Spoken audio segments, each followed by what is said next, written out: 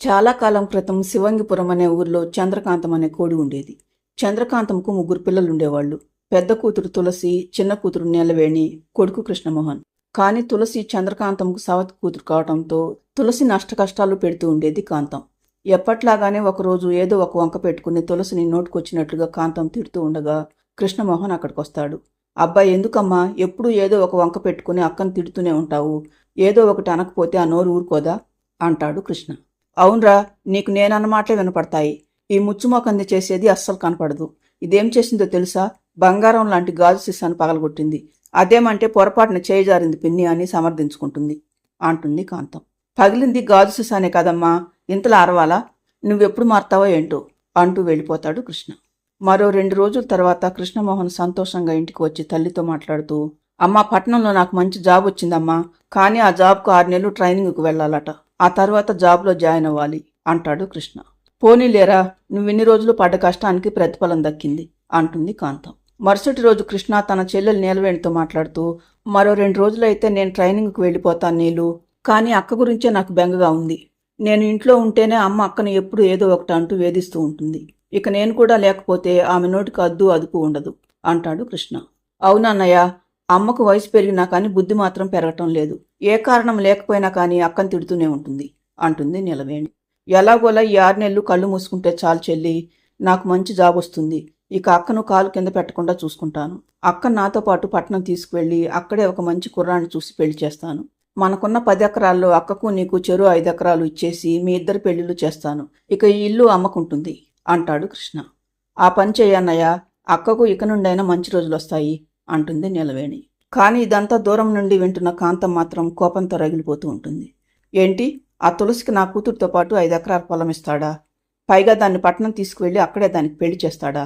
నేను చూస్తాను ఇదంతా ఎలా జరుగుతుందో అనుకుంటుంది కాంతం. ఆ రోజు సాయంత్రం కృష్ణ తను ఎంతగానో ఇష్టపడే వసుంధర దగ్గరికి వస్తాడు. తనకు ఉద్యోగం వచ్చిన సంగతి చెప్పి మరో 2 రోజుల్లో పట్నం వెళ్ళిపోతున్నానని చెప్పడంతో, అంటే 6 నెలల వరకు నన్ను విడిచి వెళ్ళిపోతున్నావన్నమాట. ఇన్ని రోజులు ఉద్యోగం వచ్చిన తర్వాత పెళ్లి చేసుకుందామని అన్నావు. ఇప్పుడు జాబ్ కూడా వచ్చింది. మరి నువ్వు తిరిగి వచ్చిన తర్వాత అయినా నన్ను పెళ్లి చేసుకుంటావా, ఇంకా వాయిదాలు వేస్తూనే ఉంటావా అంటుంది వసుంధర. మా ఇంట్లో పరిస్థితులు నీకు తెలుసు కదా వసు. నేను రాగానే మా అక్కకు మంచి సంబంధం చూసి పెళ్లి చేస్తాను. నా చెల్లెలు నీలుని పెళ్లి చేసుకోవాలని నా స్నేహితుడు రవి మనసులో ఉంది.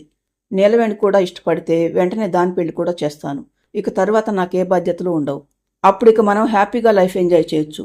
కానీ అప్పటిదాకా నువ్వు కాస్త ఓపిక పట్టక తప్పదు అంటాడు కృష్ణ. నీకోసం ఎన్ని రోజులైనా ఎదురు చూస్తాను కృష్ణ.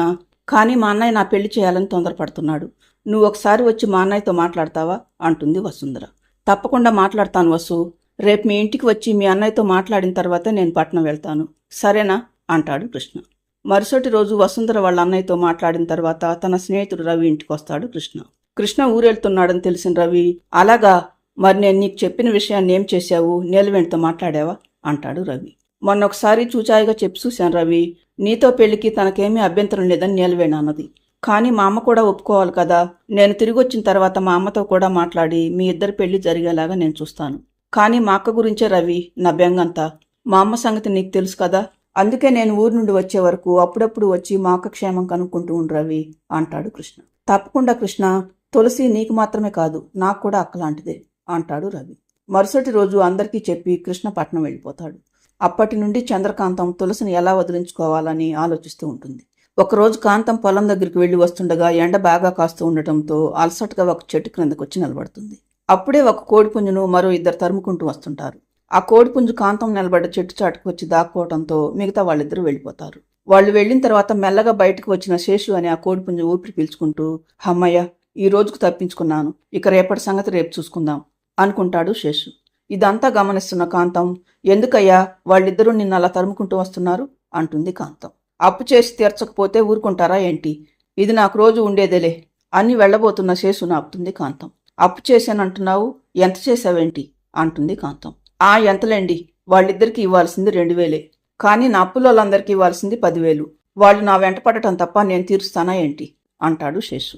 దాంతో కాంతానికి ఒక ఆలోచన వచ్చి, నేను నీ అప్పులన్నీ తీరుస్తాను, అదనంగా మరో 10,000 ఇస్తాను, నేను చెప్పినట్టు చేస్తావా అంటుంది చంద్రకాంతం. ఏంటి, మీరు నా అప్పులన్నీ తీర్చడమే కాకుండా అదనంగా నాకు 10,000 ఇస్తారా? ముందు నేనేం చేయాలో చెప్పండి, వెంటనే చేసేస్తాను అంటాడు శేషు. నువ్వు నా కూతుర్ని పెళ్లి చేసుకోవాలి, చేసుకుంటావా అంటుంది కాంతం. దాంతో శేషు తను విన్నది నిజమో భ్రమ అర్థం కాక, ఏంటి మరోసారి చెప్పండి, నేను విన్నది నిజమేనా అంటాడు శేషు. నువ్వు విన్నది నేను అన్నది అన్నీ నిజమే శేషు. నేను నీ అప్పులన్నీ తీర్చటమే కాకుండా నీ ఖర్చులకు 10,000 ఇస్తాను. నువ్వు నేను చెప్పిన పిల్లతో పెళ్లికి సిద్ధమేనా అంటుంది కాంతం. దాంతో శేషు ఆశ్చర్యంగా, నాలాంటి తాగుబోతుకు ఊరంతా అప్పులున్నోడికి మీ కూతుర్నిచ్చి పెళ్లి చేస్తారా? ఊరుకోండి, మీ మాటలు నమ్మటానికి నేనేమీ వెరుబాగులోని కాదు అంటాడు శేషు. నేను చెప్పేది నిజమే శేషు. నేను నీకిచ్చి పెళ్లి చేస్తానంటున్నది నా సొంత కూతుర్ని కాదు, సవత్ కూతుర్ని. ఎలాగైనా దాన్ని వదిలించుకోవటమే నాకు కావాల్సింది. అందుకోసం 20,000 ఖర్చయినా పర్వాలేదు. నీకు కూడా ఇష్టమైతే సాయంత్రం మా ఇంటికి రా. అమ్మాయిని చూసి నేను నిర్ణయం చెబుతూ గాని అంటుంది కాంతం. మీరు 20,000 ఇస్తానన్న తర్వాత అమ్మాయి ఎలా ఉన్నా నాకు అభ్యంతరం లేదు. మీరు ఎక్కడికి రమ్మంటారో చెప్పండి, అక్కడికి వచ్చి తనను పెళ్లి చేసుకుని నేరుగా మా ఇంటికి తీసుకువెళ్తాను అంటాడు శేషు ఆనందంగా. మరుసటి రోజు కాంతం నీలవేణిని తులసిని పిలిచి మాట్లాడుతూ తులసిని శేషుకిచ్చి పెళ్లి చేయాలని నిర్ణయించుకున్న సంగతి చెప్తుంది. దాంతో అక్క చెల్లెళ్ళిద్దరూ అదిరిపడతారు. తులసి ఏమీ మాట్లాడకుండా మౌనంగా ఉండిపోతుంది. కానీ నీలవేణి మాత్రం తల్లికి ఎదురు తిరుగుతుంది. నీకేమైనా మతిపోయిందా? అన్నయ్య ఊర్లో లేకుండా చూసి అక్కకు పెళ్లి చేస్తానంటావేంటి? ఈ పెళ్లికి అక్క ఒప్పుకున్నా నేను ఒప్పుకోను. అసలు ఆ శేషు ఎలాంటి వాడో ఏంటో. కనీసం మేము వాడిని చూడను కూడా లేదు. వాడు కూడా అక్కను చూడనైనా చూడకుండా పెళ్లికి ఒప్పుకున్నాడంటే వాడెంత వెధవో అర్థమవుతుంది అంటుంది నీలవేణి. నేను అతని వివరాలు కనుక్కోకుండానే ఈ పెళ్లికి ఒప్పుకుంటానా? అతను చాలా మంచివాడు. అయినా నేను మీ అభిప్రాయాన్ని అడగలేదు, నా నిర్ణయాన్ని చెప్పాను. నా మాట కాదంటే దాన్ని ఇంట్లో కూడా ఉండనివ్వను. మెడ పట్టుకుని బయటకు గంటేస్తాను. అయినా ఈ తులసిని ఒట్టి చేతులతో ఏమీ పంపించటం లేదు. 20,000 కట్నం ఇచ్చి మరీ పంపిస్తున్నాను. ఎల్లుండి ఆ శేషుతో దీనికి గుళ్ళో పెళ్లి చేస్తాను. ఇష్టమైతే నువ్వు పెళ్లికి రా, లేకపోతే నోరు మూసుకొని ఇంట్లో ఉండు. అంతేగాని లేనిపోని చెప్పి దాన్ని చెడగొట్టుకో అని చెప్పి వెళ్ళిపోతుంది కాంతం. తల్లి వెళ్ళిపోయిన తర్వాత, ఏంటక్క అమ్మ అలా మాట్లాడుతూ ఉంటే నువ్వు అసలు ఉలుకు పలుకు లేకుండా ఉన్నావేంటి? అన్నయ్య నీ పెళ్లి గురించి ఎంత గొప్పగా ఆలోచిస్తున్నాడో తెలుసా? ఈవిడేమో ముష్టి 20,000 కట్నం ఇచ్చి నిన్ను వదిలించుకోవాలని చూస్తుంది. నువ్వు చచ్చినా ఈ పెళ్లి చేసుకోవద్దక్క అంటుంది నీలవేణి. పిన్ని చెప్పింది కదా నీలు, తను చెప్పినట్లు వినకపోతే ఇంట్లో నుండి గెంటేస్తానని. అయినా చిన్నప్పటి నుండి అన్నింటికీ రాజీ పడుతూ వచ్చాను. జీవితం మీద నాకు పెద్దగా ఆశలేమీ లేవు. ఎవరో ఒకరిని పెళ్లి చేసుకోవాలి కదా, అదేదో పిన్ని చూసిన వాడిని చేసుకుంటాను. అయినా పిన్ని చెప్పింది కదా అతను మంచివాడేనని. ఆమె ఒక నిర్ణయం తీసుకున్న తర్వాత ఇక ఎవరి మాట వినదు. చచ్చినట్లు మనమే ఆమె మాట వినాలి అంటూ అక్కడి నుండి వెళ్ళిపోతుంది తులసి. ఇక ఈ అమాయకురాలకు చెప్పి ప్రయోజనం లేదు. వెంటనే రవి దగ్గరికి వెళ్లి ఈ విషయం చెప్పి ఎలాగైనా ఈ పెళ్లి ఆగేలాగా చేయాలి అని కృష్ణమోహన్ స్నేహితుడు రవి ఇంటికి వస్తుంది నీలవేణి. కానీ రవి వాళ్ళ ఇంటి తలుపులు మూసి ఉండటంతో ఎక్కడికి వెళ్ళాడోనని ఆలోచిస్తూ నిలబడి ఉన్న నీలవేణికి అటుగా ఒక కోడిపెట్ట వెళ్తూ కనిపించటంతో కోడిపెట్ట దగ్గరికి వెళ్లి రవి గురించి అడుగుతుంది నీలవేణి. రవి వాళ్ళ బంధువులకు ఎవరికో సీరియస్గా ఉందని కబురు వచ్చిందండి, అందుకే రవి వాళ్ళ బంధువుల ఇంటికి వెళ్ళాడు, ఎప్పుడు వస్తాడో తెలియదు అని వెళ్ళిపోతుంది ఆ కోడిపెట్ట. దాంతో ఉన్న ఒక్కదారి కూడా మూసుకుపోవటంతో దిగులుగా ఇంటికి వస్తుంది నీలవేణి. చంద్రకాంతం అనుకున్నట్లుగానే మరో 2 రోజుల తర్వాత శేషుని పెళ్లి చేసుకుని అతనింట్లో కాలు పెడుతుంది తులసి. అదే రోజు సాయంత్రం వసుంధర ఊరు బయట నీలవేణిని కలిసి మాట్లాడుతూ, నేను విన్నది నిజమేనా నీలవేణి? మీ అక్క తులసికి పెళ్ళైపోయిందా అంటుంది వసుంధర. అవునండి, మా అమ్మ గుట్టు చప్పుడు కాకుండా మా అక్క పెళ్లి గుళ్ళో చేసింది.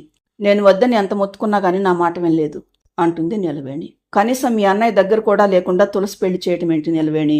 పాపం కృష్ణ వాళ్ళ అక్క భవిష్యత్తు గురించి ఎన్ని కలలుగన్నాడో తెలుసా? మా అక్క చిన్నప్పటి నుండి చాలా కష్టాలు అనుభవించింది. అందుకే పెళ్ళైన తర్వాత తనకి ఎలాంటి బాధలు ఉండకూడదని కృష్ణ నాతో ఎన్నోసార్లు అన్నాడు. కానీ పాపం తన అక్క పెళ్లికి దగ్గర కూడా లేకుండా పోయాడు అంటుంది వసుంధర.